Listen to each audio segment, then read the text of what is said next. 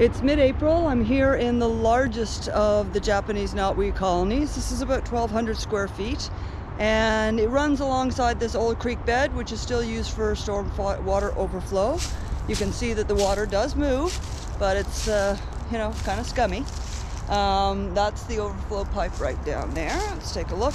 Most people don't ever come back in here, so it's kind of a cool thing that I remember coming to find when I was a kid and always make little weird stories about it.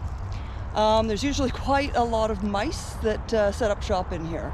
But this is where the tarp sort of starts, and we have it tarped to control all of the Japanese knotweed all the way down. You can see it.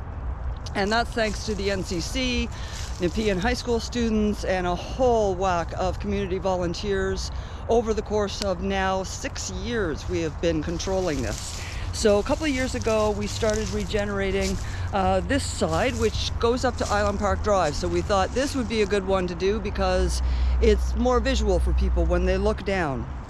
And so here, again, with the assistance of the NCC, we planted a lot of these shrubs and some smaller trees. A lot of this is staghorn sumac. This is a native species. It's quite aggressive, so it should fill in nicely.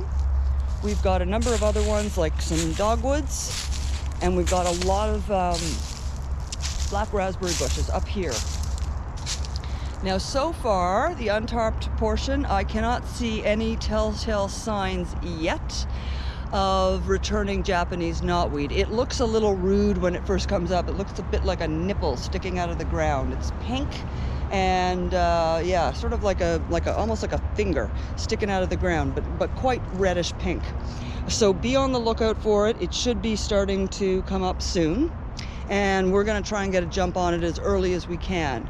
The NCC will likely be sending a team of students sometime, probably in June, to dig out a few more roots for us.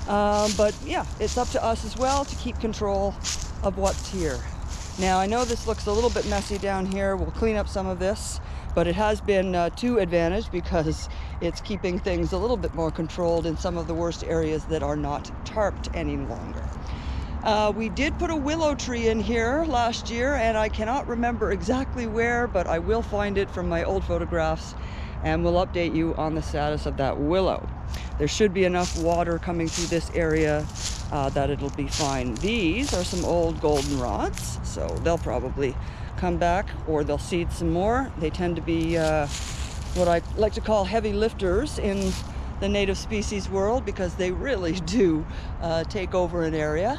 And that's not such a bad thing, because there's a lot of goldenrod and it's all native. But yeah, just keep your eye out for invasive species. This is the time of year to really start checking when things are starting to come up. You can get a jump on it, especially you don't want to be back in here working when it's 20 plus degrees and it's humid and there are mosquitoes. And on top of it all, doing work early when it's still cool also reduces the chance of being bitten by the fire ants that also are all over this area. So I make it sound really horrible, but it is actually kind of fun. And we've always bonded over our collective distaste of this particular plant. So group work on this is always fun. This place is going to look so different in about 2 weeks' time. Unbelievable how fast the changes come this time of year.